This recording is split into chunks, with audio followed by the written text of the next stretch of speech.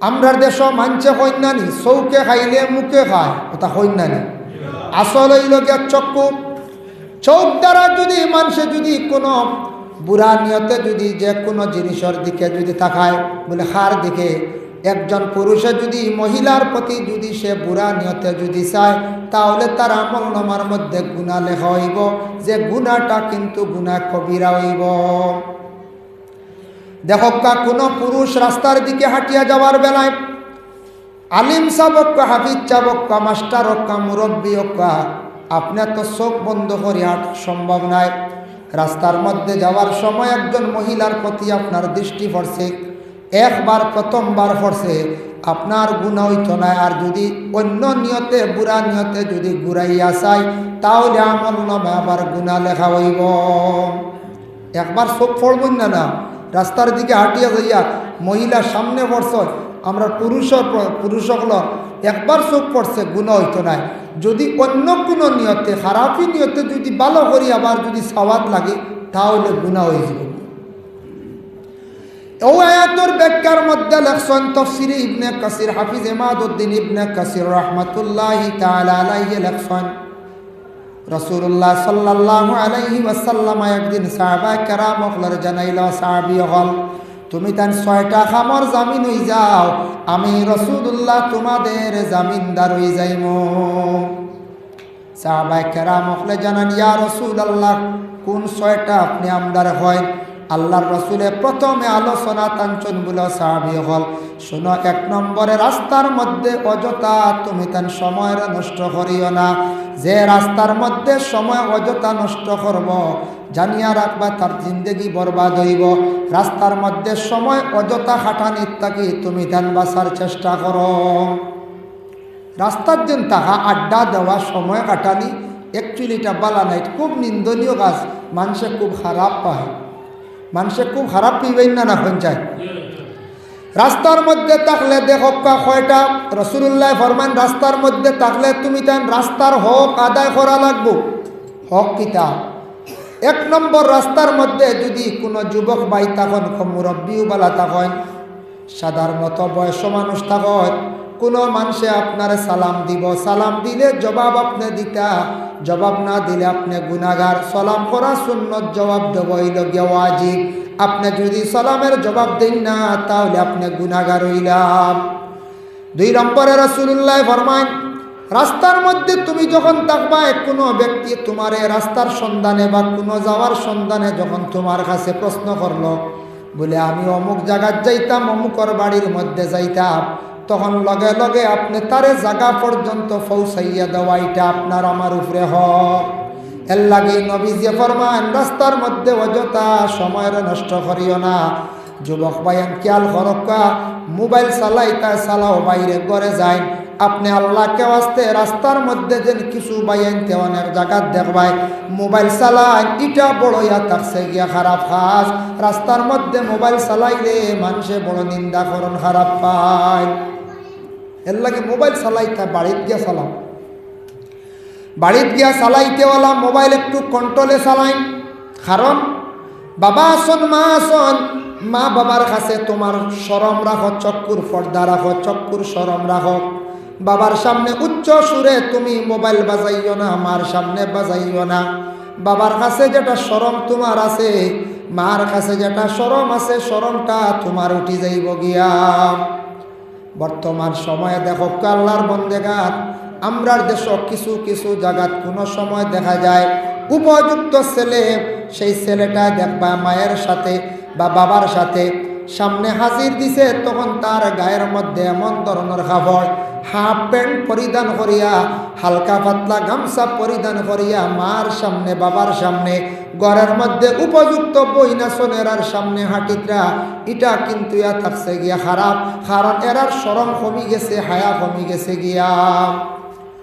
এটা শরম করতা, বোনের সামনে বাইয়ে পর্দা করতা, বাবার সামনে বাপে চোখ, বাবার সামনে আওলাদে পর্দা রাখতা, মার সামনে আওলাদ হলে পর্দা রাখতা। তুমি উপযুক্ত হয়ে গেছো তোমার মার সামনে, তুমি হাফ প্যান্ট পরিধান করিয়া, গামছা পরিধান করিয়া বাইরে ইলা তুমি হাঁটিও না। মার সামনে একটা শরম আছে না, দেখুন যায়, বাবার সামনে শরম আছে, এখন কোনো সময় দেখা যায় হালকা প্যান্ট হাফ প্যান্ট পরিধান করিয়া বাবার সামনে আঠিতরা বই নাচন আপন ভাই উপযুক্ত বইনে ভাইয়ের সামনে কিছু শরম রাখা আপনার পর্দার হালত আপনি রাখেন বলে এখানে বলে বাইরের সামনে পাই যেহেতু উপযুক্ত হয়ে গেছে গিয়া বাইরের সামনে আপনি একটু পর্দার হালতে দেখেন আল্লাহর বন্দেগানের জন্য আমি ও আয়াতর ব্যাখ্যার মধ্যে তফসিরও দেখলাম কিরামান কাতিবিন সূরা ইনফিতার একটি সূরা আছে ও সূরার ও যে আয়াত আছে কিরামান কাতিবিন ও আয়াতর ব্যাখ্যা তফসিরের মধ্যে লেখছেন রাসূলুল্লাহ ফরমান ও সাহাবী হল তুমি তান পর্দা করো ইয়া রাসূলুল্লাহ আমরা পর্দা করি আর কিন্তু রাসূলুল্লাহ ফরমান দুই হালত ব্যতীত তুমি তান সত্রে আওরতরে কুলিও না পর্দার হালতে থাকিও তফসির লেখছেন দুই হালত ব্যতীত মাত বুঝা যাননি জি দুই হালত এক হালত হইল ফসরা পায়খানার যখন যাইবা জরুরত স্বার্থে পুরুষের সত্রে আওরত নাভি তাকি হাঁটু পর্যন্ত এই সময় পুরুষের জরুরত স্বার্থে গিয়া পবিত্র হইতে গিয়া হাঁটু তাকি নাভি পর্যন্ত যে নাভি তাকি হাঁটু পর্যন্ত যেন সত্রে আওরত যেটা খোলা হয় এটার মধ্যে আল্লাহর রাসূলে ফরমান কোনো বাধা নাই এই হালত ব্যতীত অন্য হালতে তোমার এই সত্রে আওরত খোলা হইতো না ভাইলা এক দুই নম্বরে রাসূলুল্লাহ ফরমায় যখন স্বামী স্ত্রী উভয় মিলনের সময় এই হালতে তাদের সত্রে আওরত যেন খোলা হয় কোনো বাধা নাই আর এই দুই হালত ব্যতীত হর হালত হর হামেশা তুমি তেন কি করো পর্দা করো সাহাবায়ে কেরাম হকলে প্রশ্ন করেন জানতে চাইছেন ইয়া রাসূলুল্লাহ ইয়া হাবিবাল্লাহ কেউ যদি গোসল করিলাই একবারে উলঙ্গ হালতে কি হইব আমরা একটু জানতাম ইয়া রাসূলুল্লাহ আল্লাহর রাসূলে ফরমায় গোসলের হালত তুমি তান পর্দা রাখো এই অবস্থায় যদি কোনো মানুষ যদি বাথরুমের মধ্যে যদি একবারে উলঙ্গ হয়ে যায় এই মানুষের কাছ থেকে লজ্জার কারণে কিরামান কাতিবিন দুইজন ফেরেশতা শরমের কারণে সরিয়া যান গিয়া এর লাগি একবারে উলঙ্গ অবস্থায় গোসল না এটা আল্লাহর রাসূলের একজন শরমের কারণে ফেরেশতা সরিয়া যান গিয়া কিরামান কাতিবিন যারা দুইখান্দ দুইজন আসতেন লেখনেওয়ালা আমরার নেক আমল বদ আমল গুনাহ যেগুলা কর্ম লেখবা নেক আমল লেখবা ও দুই ফেরেশতা সবসময় আমরা সঙ্গে আসন এরা শরমের কারণে যান গিয়া সরিয়া যার জন্য আল্লাহর বন্দেগান রাসূলুল্লাহ সাল্লাল্লাহু আলাইহি ওয়াসাল্লামে ফরমায়েন দুই নম্বর তুমি তার আমানতের খেয়ানত করিও না যে কোনো জিনিস আমানত মসজিদের ক্যাশিয়ার যেই নাচন আমানত রাখতাম মাদ্রাসার ক্যাশিয়ার আসন কিংবা তো কোনো মহিলায় কোনো পুরুষের কাছে টাকা রাখছন সোনা রাখছন আমানত কিংবা তো এখন গাড়ি রাখছি আমানত বাইরব আমার গাড়ি খান্তা তোমার কাছে আমানত রাখিয়া যাই আর 3 দিন পরে বা 1 সপ্তাহ পরে দিব জেলা আমানত তৈব সেইভাবে ফাইলাই তো আমানত লাড়িতাম না খেয়ানত হয়ে যায় আর যদি কোনো মানুষে যদি টাকা লাড়ে গাড়ি লাড়ে আমানত খেয়ানত হয়ে গেল তবে ইজাজত দিয়া যদি যায় তাহলে লাড়কা কোনো বাধা নাই মাতর মধ্যে আমানত আছে বলে ভাই তোমার কাছে বলে বোন গো তোমার কাছে আমি এখন কথা কইলাম বোন আমার কথা খান তোমার কাছে আমানত রাখলাম যাতে কোনোদিন সেই মাতখানটা ডুলে না আপনি কথা খানটা আমানত রাখতা কোনোদিন আপনি খেয়ানত করতে না রাসূলুল্লাহ ফরমায় আমানতের খেয়ানত করিও না আল্লাহর বান্দাগান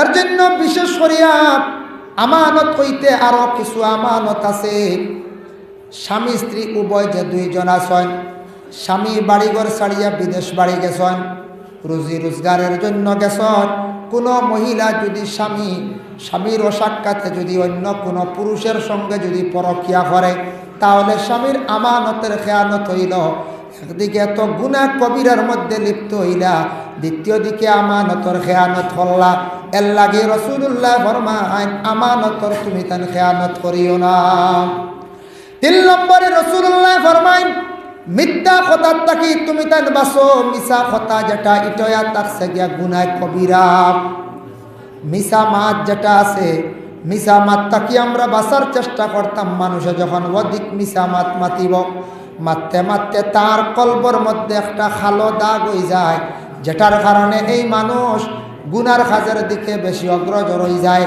এর দিল এমন মরা মরে, দিল একবারে মরি যায়, ধ্বংস হয়ে যায়। ভালো নসিহতে ভালো মাতে কোনো সময় আসর করে না।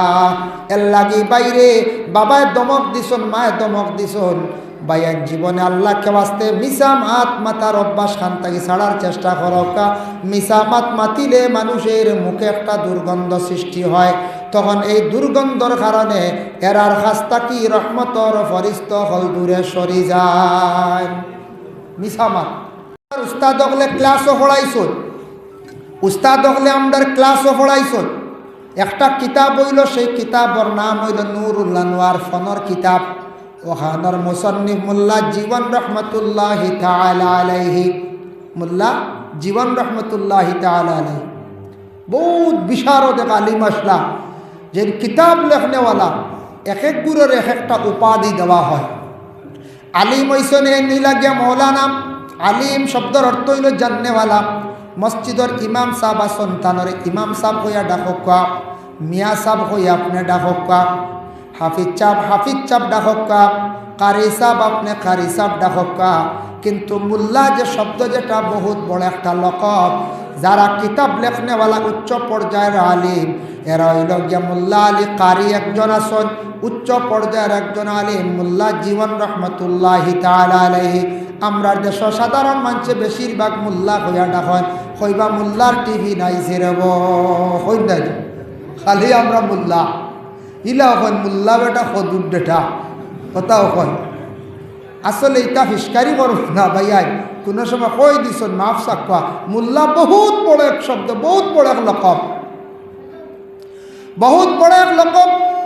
বহুত উচ্চ পর্যায়ের আলিম যারা, তাদের রে মোল্লা লকব দেওয়া। আমার জানা মতো আমাদের ক্লাস উস্তাদ হকলে এইভাবে বয়ান করছেন। মোল্লা জীবন যে ব্যক্তি আসলাম, মোল্লা জীবন একদিন বাজারও গেছ, তার জীবনের হয়তো প্রথম ফানি লাও যেটা তাই নাস্তা দেখছন, দেখিয়া বিক্রেতারে কইলাও বা ইগুলা কি খাওয়ার বস্তু। সে উঠিয়া কইল ইটা আত্মীর ডিম। লাউরে কইছে আত্মীর ডিম, ঠগের বুঝাইছেন। মোল্লা জীবনে মনে করছেন হাসাও আত্মীর ডিম। আত্মী কোনোদিন ডিম দেনি পঞ্চায় জি না, বাচ্চাও দি আত্মীর ডিম মনে নিয়া তাই খুব সরল মানুষ আসলাম। লাউ নিয়া বাড়িত গেছেন, গরের বিবিরে গিয়া কইলাও গ বিবি আত্মীর ডিম আনছি আজকে বাজার থাকি, আসানক জিনিস পাইছি ভাগ করয়।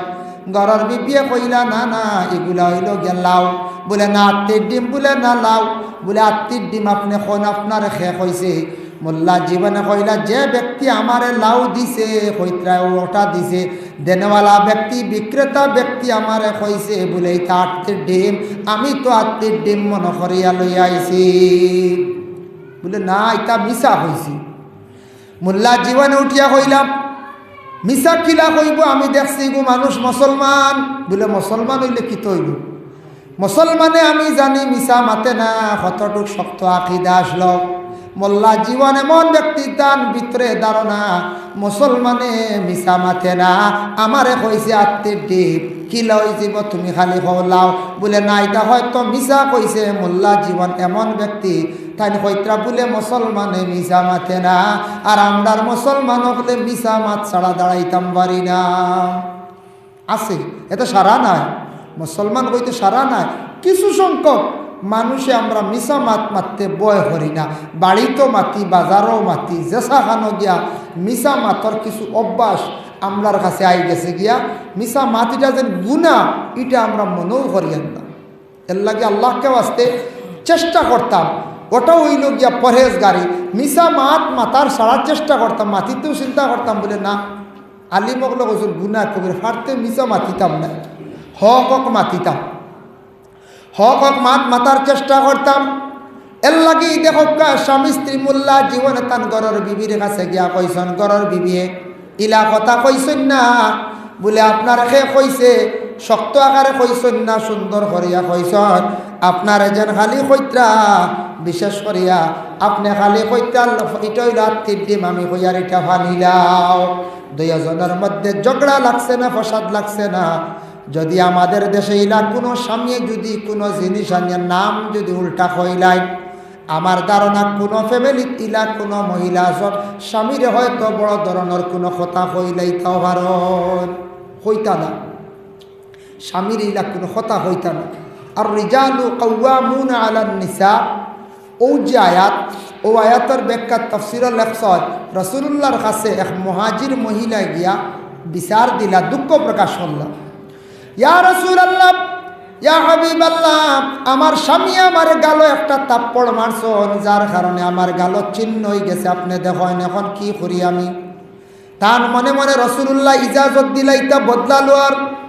নবীজি কইলা গোমা সবর করো, তোমারে স্বামী যেহেতু মারে দিছন, কারণ আল্লাহ কুরআনও জানাইছন, আয়াত নাজিল হয়ে গেছে গিয়ার রিজালু কাওয়ামুনা আলান নিসা। প্রত্যেক মহিলাদের জিম্মাদার, প্রত্যেক মহিলাদের বাদশা, প্রত্যেক মহিলা দরইলা গে সর্দার। খে বলে গরর নিজ স্বামী, স্বামী হঠাৎ মারি দিছন কোনো ক্ষেত্রে গে শাসন করতে গিয়া, নমাজের জন্য কিংবা তো পর্দার জন্য, কিংবা তো গর স্ত্রী কোনো সময় কঠোর কথা কই দিছন, গড়ে স্ত্রীর শাসন করতে সময় গিয়ে একটা মারি দিছন একটা। তবে আপনি কখনো গড় স্ত্রী স্বামীর উপরে হাত উঠানি বদলা আপনাদের জন্য নিষেধ জায়েজ নাই, মহিলাদের জন্য বদলা নাই। তাই সাইসটা দেখি রাসূলুল্লাহ ইজাজত দিননি, বদলা লইলি তা বুঝ হয়েছিল নাই, বদলা নাই। যার জন্য আল্লাহর বান্দাগান রাসূলুল্লাহ সাল্লাল্লাহু আলাইহি ওয়াসাল্লামে ফরমায় 4 নম্বরে, ও সাহাবী হল তুমি তান জানিয়া রাখো। 4th নম্বরে হন রাসূলুল্লাহ ফরমান, মানুষের উপর জুলুম অত্যাচার থাকি তুমি তান বাঁচিও, মানুষের উপর জুলুম করিও না, জুলুম থাকি তুমি তান বাঁচার চেষ্টা করিও। জুলুম, জুলুম হারে হয় যে কোনো প্রকারে মানুষের দুঃখ দেওয়া, যে কোনো সিস্টেমে দুঃখ দেওয়া, ওটার এখন জুলুম। জুলুম করাটা আল্লাহ নিষেধ করছেন, আল্লাহ জুলুম করারে পছন্দ করেন না। আল্লাহ কোরআনের মধ্যে জানাইছেন, ইন্নাল্লাহা লা ইউহিব্বুজ জালিমিন, আমি আল্লাহ পাক রব্বুল আলামিনে জুলুম করনেওয়ালারে আমি আল্লাহ মহব্বত করি না। এর লাগি যে কোনো প্রকারে আমরা জুলুম থাকি বাবা বাঁচার চেষ্টা করতাম। লা ইউহিব্বুজ জালিমিন, জুলুম করনেওয়ালা যারা জালিম, জালিমরে আল্লাহ ভালো হয় না, পছন্দ করে না।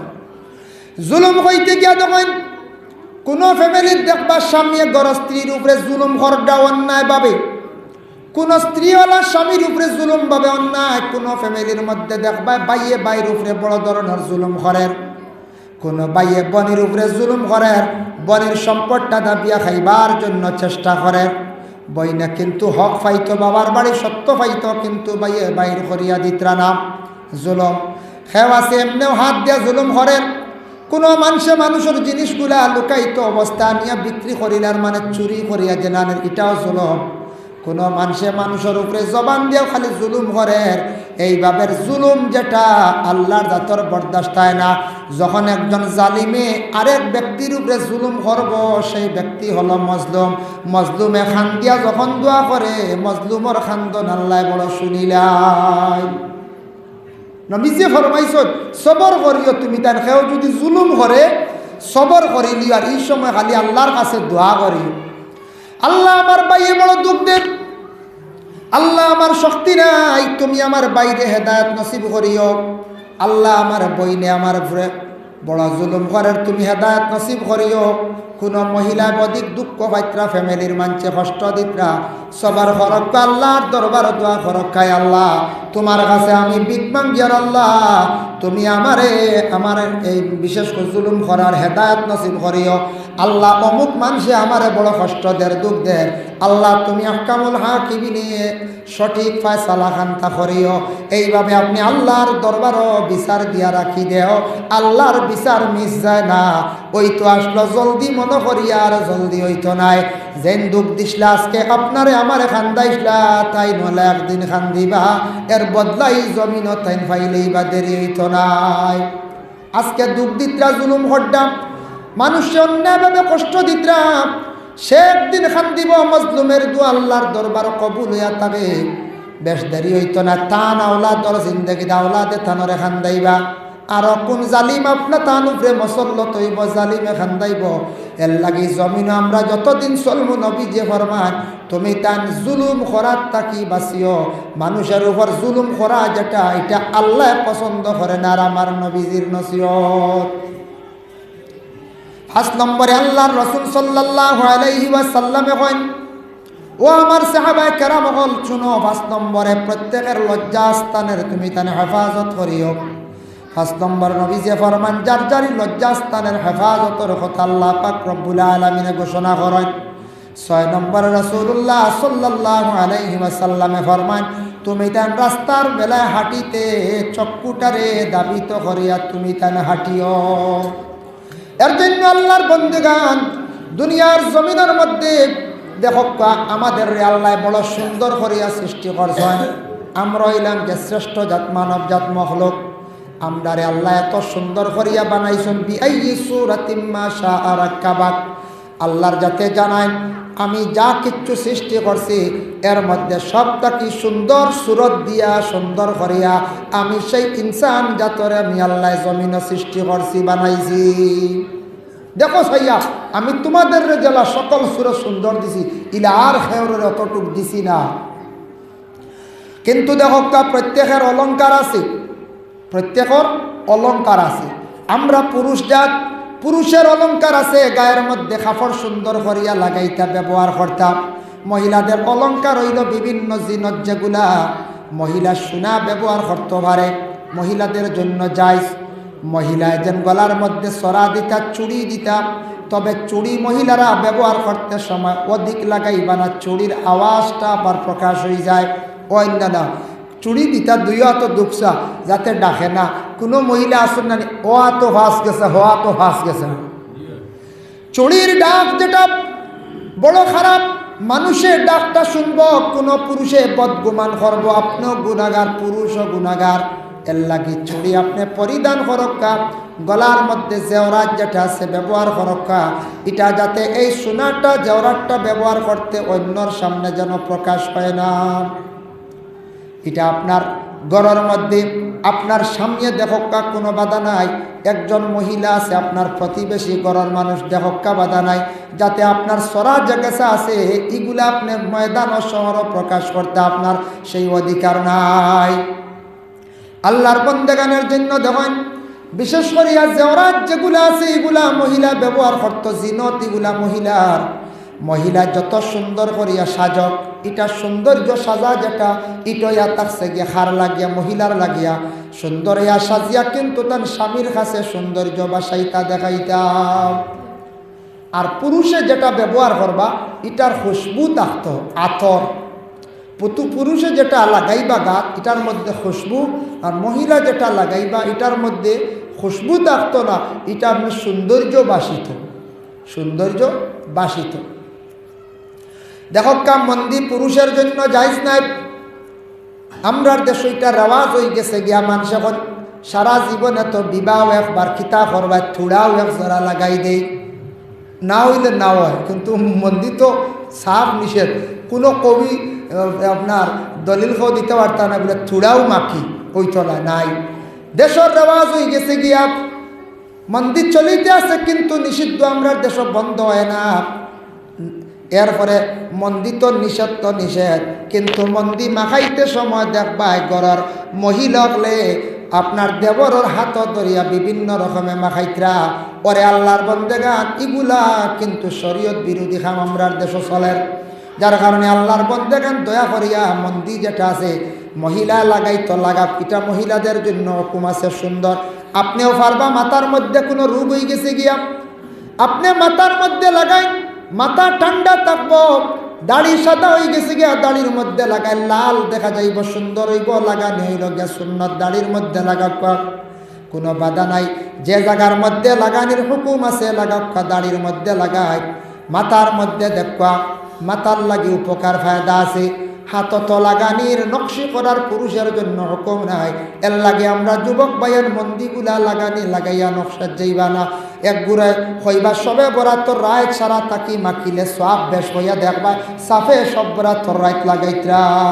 ই রাত নহলে বাদত করতা, ই রাত বেশ করি তসবি জবিতা, বেশ করি নমাজ পড়িতা, ফাললে 100 রাকাত নমাজ পড়িতা।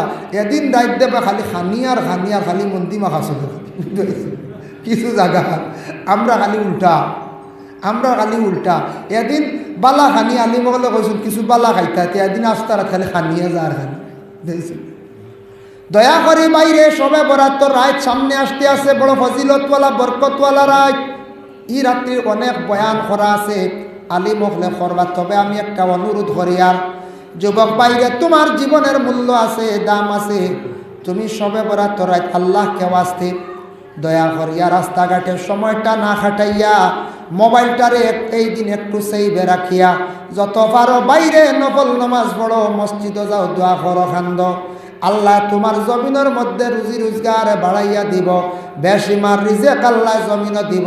আল্লাহর কাছে মাঙ্গিতা খুঁজিতায়, খুঁজিবার সময় খুঁজার চেষ্টা করো, সময় অযথা নষ্ট করিও না। আর সবে বরাতর রাত আল্লাহকে ওয়াস্তে আমরা দয়া করিয়া রাত 9টা 10টা বাজি গেছে, তারপরে মাইক চালু দিয়ে মানুষের ইবাদত ডিস্টার্বটা দিবা না। আমরা দেশ আছে শুনবে আখতে 11টার সময় সে গজলে গুহ বুঝাইছে, 12টার সময় শুনবে আরে গুহ, 1টা 1টার সময় ইয়া হইবা একগুড়ো মেসাব মাইক চালু দেখো না।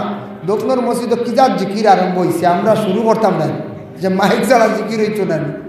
ও যেন চালু দিলা মাঞ্চর সলাতুত তসবির নামাজ, তাহাজ্জুদর নামাজ, সারা একারে বেড়া সেরা লাগাইয়া চিত্রাইয়া দিলা, কিচ্ছু রয় না। ঠিক এর লাগে আল্লাহকে বাঁচতে মাইক বন্ধ রাখবা, অন্যর কষ্ট হইতো না, অন্যের আবাদত কষ্ট দিতে না আপনি, ই দায়ী বা আপনি। আল্লাহর বন্দেগানের জন্য বিশেষ করিয়া কথার প্রসঙ্গে আমি আলোচনা টানলাম।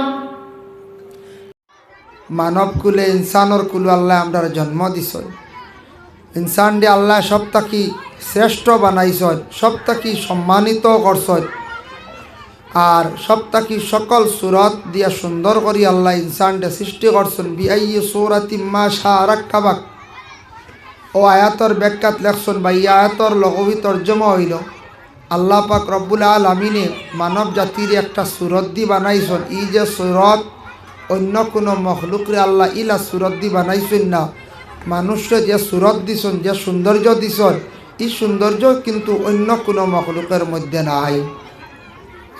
তাই মানুষ জীবনে মানুষের ঘরে জন্ম নিলেও সে মানুষ, কিন্তু প্রকৃত মানুষ হইতে লাগে।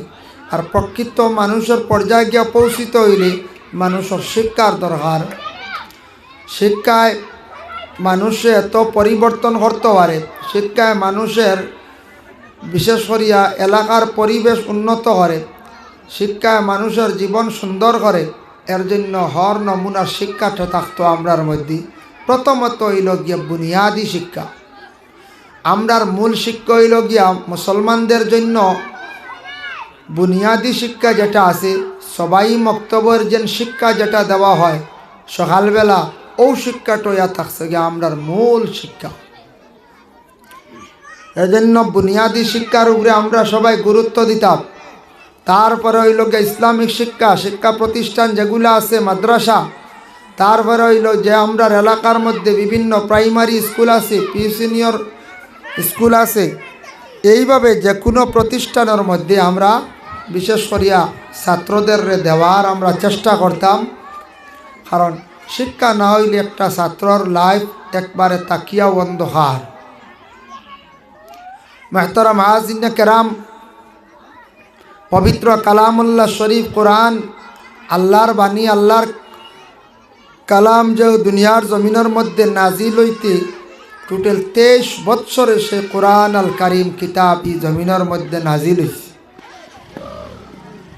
এই কোরআনের কথা আল্লাহ কইতরা, এই কোরআন যদি আমি পাহাড়ের মধ্যে নাজিল করতাম, তাহলে পাহাড়ে সে কোরআনের ভয়ে ওজনে ডরাইয়া পাহাড় রুই রুই ইয়া চূর্ণ বিচূর্ণ ইয়া গেল। এর জন্য এই কোরআনের বহুত গুণ আছে। যদিও দেখি আর ওজনে একবারে হালকা, কিন্তু বহুত বহুত মাহিত্যওয়ালা, বহুত গুণী কিতাব, যেটা ওইরা থাকছে গিয়ে এর তাকি দুনিয়ার জমিন, পৃথিবীর জমিন এর চাইতে আর বড় কোনো কিতাব আর ওইতো পারে না। সব থাকি বড় হইল আল্লাহর কালাম কোরআন। কোরআন কিন্তু প্রত্যেকের ঘরে ঘরে আছে, কিন্তু আমরা তিলাওয়াতের মধ্যে একটু অভাব। তিলাওয়াত আমরা কিছু কম করি। যাই হোক, এর লাগি বুনিয়াদী শিক্ষা যেটা আছে ওটার উপরে আমরা একটু গুরুত্ব দিতাম। মা বাবা সচেতন হইতাম।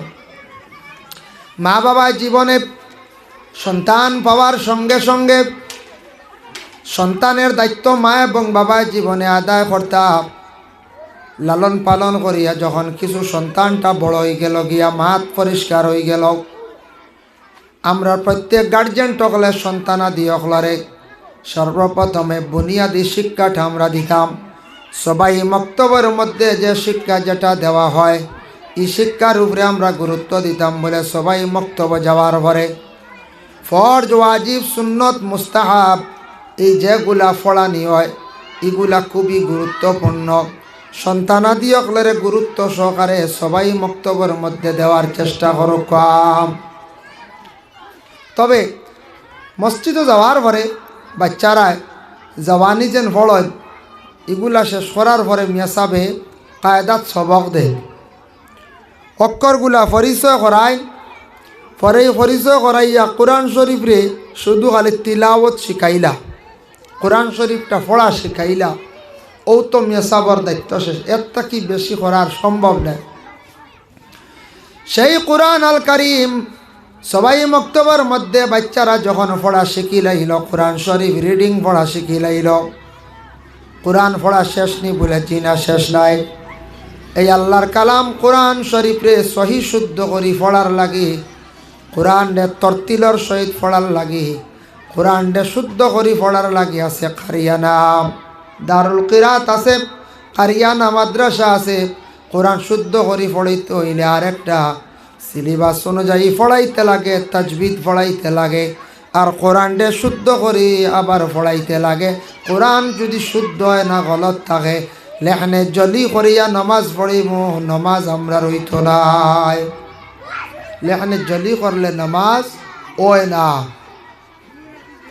এর জন্য কোরআন শরীফ শুদ্ধ করবার লাগি দারুল কিরাত আশপাশ এলাকাত চলে, বাচ্চারারে কোরআন খান শুদ্ধ করি পড়িবার লাগি দারুল কিরাতও দেখুয়া স্কুলের টাইমর বাড়া। এই সময় রমজান মাস তেমন স্কুল রেগুলারিটি হয় না, ওইলেও ক্লাস এমন সুবিধা হয় না। সারা বছরে রমজান মাস এক মাস একটু কম হয়, বিভিন্ন শিক্ষা প্রতিষ্ঠানে ক্লাস কম হয়, যদিও কম হয় পরবর্তী মাসও খাবার দেওয়া হয়, তবে এই রমজান মাসও একটু কম হয়। গতিকে ওটা বাচ্চান্তরে দারুল কিরাতও দেখবা, ওটা বাচ্চান্ত ছেলেরা মেয়েরা গেলে কোরআন ওখান শুদ্ধ করি পড়িতে পারবাম, সারা জীবন ইয়াদ করবা বলে মা বাবা আমরা রে দিসলা কোরআন শরীফ শুদ্ধ করি পড়াত, সারাটা জীবন ইয়াদ করবা। এর লাগি দয়া করিয়া দারুল কিরাতর প্রতি সারা খেয়াল করবা। কোরআন তিলাওয়াত নমাজের মধ্যে করইল ওয়াজিব। এর লাগে কোরআন শুদ্ধ হইতো। আমরা প্রায় মানুষের তালাশ করলে দেখা যায়, পড়া শুনলে বোঝা যায় কোরআনও অসংখ্য গলত আছে, কোরআনও প্রচুর গলত আছে। গলত হালতে আমরা নমাজ পড়িয়া ইলা যদি নমাজ পড়ি সারা জীবন পড়িমু, নমাজ পড়ার শুদ্ধ হইছেন না ওটা ব্যাপারে আমরা একটু চেষ্টা করতাম। তারপরে ইয়া তাকছে গিয়া সন্তান মাদ্রাসাত দিছন কিংবা তো স্কুলত দিছন, দেখুয়া প্রত্যেক মা এবং বাবার সন্তানের প্রতি লগ লাগিয়া থাকতাম। স্কুলে গেলে 5 ঘন্টা, মাদ্রাসা গেলে মাস্টারের দায়িত্বে তখন 5 ঘন্টা, আর আপনার বাচ্চা মসজিদও 2 ঘন্টা, টোটাল 7 ঘন্টা। যাতায়াতের সময় 1 ঘন্টা হইল 8 ঘন্টা। 8 ঘন্টা বাচ্চাটা ঘুমাই গেল 16 ঘন্টা, আর রইছে 8 ঘন্টা আপনার হাতে। এই বাকি 8 ঘন্টা মা বাবা সন্তানের খোঁজ খবর লইতাম। স্কুলে গেলে মাস্টারের দায়িত্বে তখন যত সময় বাচ্চারা কথা শুনুন, কারণ ইনো বাচ্চা ডরায়, ভয় ভাই, শাস্তি আছে, ইনো সিংলা আছে, বেত হইব, বেত বেশ দিন না এখন, তবুও ডরায়। মসজিদও গেলেও ডরায়, কিছু শাসন করা আছে। কিন্তু বাকি যে 8 ঘন্টা 7 ঘন্টা মা বাবার দায়িত্বে সন্তান, এই মা বাবায় ও 7-8 ঘন্টা সন্তানরে শিক্ষা দিতা, কিলা চলে, হই যা, তার খোঁজ খবর লইতা, পড়ার সময় কি করে, পড়ার মধ্যে সে আসেনি, ইটা যদি খোঁজ খবর লই না, ও সন্তান বেশি মা বাবার হাত ছাড়া নষ্ট হয়। সন্তানর সবসময় খোঁজ খবর লইতা, বাবা বাড়ির থাকেন না, বাইরা থাকেন, বাইরা কাজে খামে যান, ব্যবসা বাণিজ্য যান, কিন্তু মায়ের কথা যদি সন্তানে পুরাপুরি শুনে না, বিকালবেলা বাবা বাড়িতে আসার পরে মা তখন কইতা স্বামীরে, তোমার সন্তান এইভাবে কথা শুনে না, পড়ার মধ্যে বসে না। এটা মা কিন্তু হইতা চাপাইয়া রাখতা না। যদি কোনো মায় এইভাবে চাপাইয়া রাখুন, একদিন ও সন্তান বরবাদ হইব, নষ্ট হইব। সেই সন্তানের কারণে মা বাবা ভুগিবা। ছোটো থাকতে সন্তানডে মুটিতা নয়, কন্ট্রোলে আনয়, তারে সুন্দর করে চলা শেখায়, মাত কথা তারে শিখায়, তারে আদব শিখায়, তারে খাওয়া শিখায়। এগুলা দায়িত্ব কার? মার। মাস্টারও তো সারা খাওয়া শিখাইতে পারবে, মেসা বেজি না। এর লাগে এগুলা মার দায়িত্ব, বাবার দায়িত্ব। মা বাবাই বাকি সময়ের ভিতরে সন্তানের খোঁজ খবর লক্ষ্য। ঠিক সন্ধ্যার সময় গেছে গিয়া, সন্ধ্যার সময় সন্তানকে গুরুত্ব দেখা পড়ার ব্যবহারে। আগে আগে প্রায় মুসলমানদের বাড়ির মধ্যে সকাল সন্ধ্যার বেলা শোনা যাইত বাচ্চারা সূরা ফাতিহা তাকি ইজাজুল জিলা পর্যন্ত পড়িতা। বাচ্চারার একটা রুটিন আসলো। আর এই পড়ার ফায়দা আছে, বাড়ির মধ্যে কোরআন তিলাওয়াত জারি হয়ে গেল গিয়া। এর লাগি প্রত্যেক মা বাবার সন্তান আদি অগলরে মাগরিবর লগে লগে তারারে কোরআন শরীফ পড়ার জন্য তাকিদ দেন, কোরআন শরীফ তিলাওয়াতের জন্য তাদের তাকিদ দেখা। আর সন্ধ্যার পরে আর বেশ দেরি না, তারে পড়ার জন্য চাপ সৃষ্টি করক, তার রুটিনের ভিতরে থাকক। যদি কমও পড়ে তবে এই সময়ের ভিতরে তারে পড়ার ব্যাপারে চাপ দিতাম, তারে পড়ার ব্যাপারে চাপ দিতাম। বুঝতো যে এই সময় তো আমার পড়া, এই সময় যদি পড়ি না আমার মায় বাবায় মারবা। তখন ছোটো থাকতে হে রুটিনও ঢুকি যাইত গিয়া। 7:30 8টা হয়েছে, ছেলে মোটামুটি বড় বলে বাবা নমাজও যাও, মেয়েরও নমাজের আদেশ সরক্কা বলে নমাজ পড়াই, নমাজ না পড়লে খানি নাই। ডরাইব নাই, নমাজ না পড়লে খানি নাই। একদিন ডর ডাকাইছন, 2 দিন ডর ডাকাইছন, 3 দিনের দিন খানি নাই হইয়া খুব গরম খোয়া, খুব গুরুত্ব সহকারে তারে চাপ সৃষ্টি করক। তখন ছোটো থাকতে নমাজের আদত হয়ে যাইব গিয়া, তখন আস্তে আস্তে নমাজের দিকে সে অগ্রসর হয়ে যাইব। রাত মোটামুটি 9টার আগ পর্যন্ত কোনো বাচ্চাদের রে মা বাবায় ঘুমাইতে দিতা না। একবারে ছোটো যেতা এটার কথা নাই, যারা স্কুলও পড়ে, ক্লাস 5ও পড়ে, 6ও পড়ে, 4ও পড়ে, 3 পড়ে, তারে 9টার আগে ঘুম লাগাইতে দিতা না। বলি এই সময় তোমার পড়ার সময় পড়ো, লেখো, বুড়া লাগেননি, অজু করিয়া কোরআন শরীফ তিলাওয়াত করো। এইভাবে তারে রুটিনও রাখতা, আগবান ঘুমাইতে দিতা না, আর বেশ দেরি করতেও তারে দিতা না। তারে বুঝাইতে, হ্যাঁ বুঝতো যেন আমি এখন আমার পড়ার সময়। সকালবেলা ঘুম থাকি মুসলমানের বাড়ির মানুষ উঠতে, আমরা কিছু জায়গাত মানুষ দেরি হয়, যে বাড়ির মানুষ ঘুম থাকি দেরি করিয়া উঠন জানিয়া রাখবাই, বাড়ির মধ্যে ফজর রক্তের নমাজ নাই। যদি গার্জেন মা বাবা উঠন না জানিয়া রাখবা, নিশ্চয় সন্তানও উঠছে না। মা বাবা যদি সকাল সকাল উঠন, সন্তানদের ছাপ দিবা, উঠিবা। ফজর রক্তের নমাজ যদি আদায় করেন না, রুজি রোজগারের একবারে বরকত উঠি যায়। যে বাড়ির নামাজ, আল্লাহর কালাম, কোরআন শরীফ তিলাওয়াত নাই, এই বাড়ির মধ্যে আল্লাহর রহমতের ফরিস্তা হল যায় না, বাড়ির মধ্যে রহমত রুজির মধ্যে বরকত থাকে না। এর জন্য সকালবেলা উঠিয়া যারা মসজিদে যাইবার, মসজিদে যাওয়ার সুযোগ দিতা। আর যারা মসজিদে এখন যাই না, কিছু বড় হয়ে গেছেন, মা বাবা আদেশ করক্কা বলে, বাবা বলে মা গো তুমি সামান্য সময় কোরআন শরীফ তিলাওয়াত করো, আল্লাহর কালাম তিলাওয়াতের জন্য মা বাবা আদেশ দেখা। তারপরে স্কুলের বই বাহির করো, স্কুলের বই বাহির করার পূর্বে সামান্য সময় আল্লাহর কালাম কোরআন শরীফ তিলাওয়াত করো। মুসলমানদের বাড়ির মধ্যে তিলাওয়াতের খুবই অভাব।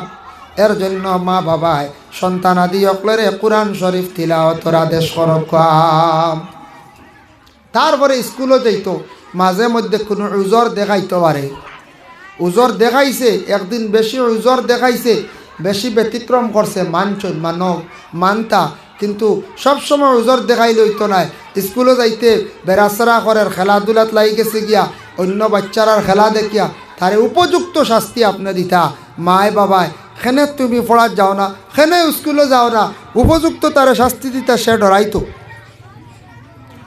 যদি বাচ্চারে কিছু শাস্তি দেই না, কিছু যদি ডর দেখাই না, এই বাচ্চাইগু জীবনে আপনার কথা শুনতো না, বড় হওয়ার পরে তার ভিতরে ডর যে জিনিস যেটা এটা উঠে যাব, ডর উঠি যাব। ডর কি জিনিস থাকতো না, এর লাগি খালি খাওয়াইয়া ফালিয়া বড় করলে মা বাবার দায়িত্ব শেষ নয়। ছেলেরারে মেয়েরারে উপযুক্ত শিক্ষা দিতাম, সুন্দর সুন্দর মাত তারে শিখাইতাম। ইলা কইতা বাবারে রাস্তাঘাটে মুরব্বী হল দেখলে ওদের সম্মান করিও।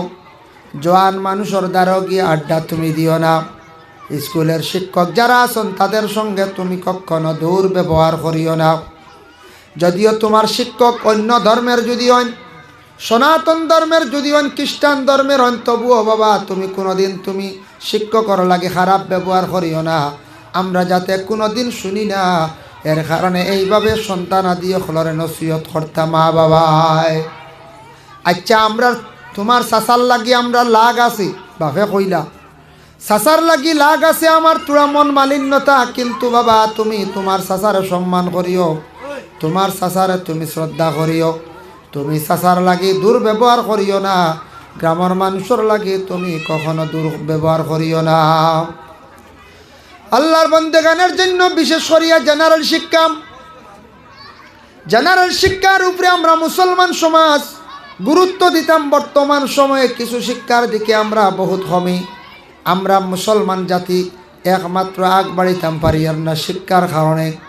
শিক্ষা যেটা আছে খুবই আমাদের মধ্যে কম, তেমন গুরুত্ব দেই না। আমাদের দেশের কিছু মানুষের ধারণা হইল বেশ পড়িয়া কি কর্তা চাকরি নাই, পড়া কোনো খালি চাকরির লাগে না। জ্ঞান যদি সে অর্জন করে, সে যদি শিক্ষা লাভ করে, তার জীবনে যদিও চাকরি থাকে না তবুও সে বিভিন্ন ধরনের উন্নত বিজনেস করতে পারব, হাই কোয়ালিটির কোম্পানিতে গিয়ে চাকরি প্রাইভেট হিসাবে করতে পারব। এর লাগে আপনার ছেলের যদি উপযুক্ত যদি জ্ঞান হয়, তাহলে ছেলেটা জ্ঞানী হওয়ার পরে তার আচরণ ব্যবহার অটোমেটিক সুন্দর হয়ে যাইব। শিক্ষিত মানুষের ব্যবহার আচরণ অটোমেটিক পরিবর্তন হয়ে যায়। মেয়ে যদি উপযুক্ত যদি শিক্ষা অর্জন করেন, উপযুক্ত জায়গার মধ্যে বিবাহ দেওয়া যায়। আর শিক্ষা দিতে গিয়া কিছু আছে মা বাবা জীবনে সন্তান আদি সকলরে কি করতা বলে আদব শিখাইতাম। যেমন আজকে প্রায় দেখছি ছাত্ররা বাচ্চারা এই জায়গার মধ্যে ওয়াজও আইস হয়, কিন্তু ওয়াজও আসার সময় অনেক ছেলেরার মাথার মধ্যে দেখলাম তকি নাই। তকি আসেন নাই, প্রায় 80% বাচ্চারার মাথার তকি নাই। এই তকি নাই এখানে এই বাড়ির মা বাবা যারা গার্জেন এটা ব্যাপারে নসিহত করছেন না, বুঝাইছেন না। বললে বাবা মসজিদে যাইতাই মাথার তকি দেও, তুমি মুসলমানের হুয়া। তুমি মহফিলও যাইতাই মাথার তকি দিয়া যাও, তকি দেওয়া সুন্নত। আনা তককে গড় তাকি বারইও না। এইভাবে এটা মায় কন্ট্রোলে আনতা, বাচ্চারারে নসিহত করতা, বাবায় খোঁজ খবর লইতা। একদিন গেছে গিয়ে কথা শুনছে না, তকি নাই, মাতা তারে কঠোরভাবে বাবা একদিন যদি শাস্তি দেন, আনা তো কি আর যাইব কোন যায়, যিনি দায়িত্ব নাই। এর লাগি এটা হইল গিয়া আমরার মা বাবার উপরে দায়িত্ব। আমরার মা বাবা ওলাদ দখলরে এই ধরনের শিক্ষা দিতাম। বলে বাজারও দায়িত্ব মিটের পয়সা আমরা দেই না। সব গার্জেন টকলে মিটে খাইবার পয়সা দেই, খাবার লাগাইয়া যায়, কিন্তু তকিটা লইয়া যাও আমরার মা বাবায় ইটা খোঁজ খবর লই না। একটা মাহফিল যার সে মুসলমানের সে আওলাদ, কিন্তু মুসলমানের লাগান সে যাইতই না, মুসলমানদের মতো যাইতো। এগুলো আমরার মা বাবা খেয়াল করতা, এগুলার প্রতি বিশেষ করে গার্জেনকে খেয়াল করতা। ইটা শিক্ষা দিতা মা বাবায়। অনেক শিক্ষা আছে যেগুলো খালি যেন ইসলামিক শিক্ষা জানার শিক্ষা নয়, তার চলা ফিরা মাত কথা সম্পূর্ণ। বাচ্চা একটু দুষ্টামি করবো তবুও তারে আপনি কন্ট্রোলে রাখতা। তখন সে বুঝবো যে আমি বাড়িতে চললে আমার বাবার মার হুকমর বাড়াউরি চলতাম পারতাম না, আমার উপরে প্রেশার আইব, আমার মা বাবা আমারে মারবা দমক দিবা। এর লাগে ইটা ব্যবহারে প্রত্যেক মা এবং বাবায় খেয়াল রাখতা, খোঁজ খবর রাখতা। আর নাইলে সন্তান ভালিবা বড় হইব, কিন্তু সন্তানের আচরণ ব্যবহার আপনার জীবনে সুন্দর পাইতা নাই, সন্তানে আপনার কথা কোনোদিন শুনতো নাই। যার জন্য বিশেষ করিয়া দেখেন আল্লাহর বন্দেগান কোরআন আল্লাহর কালাম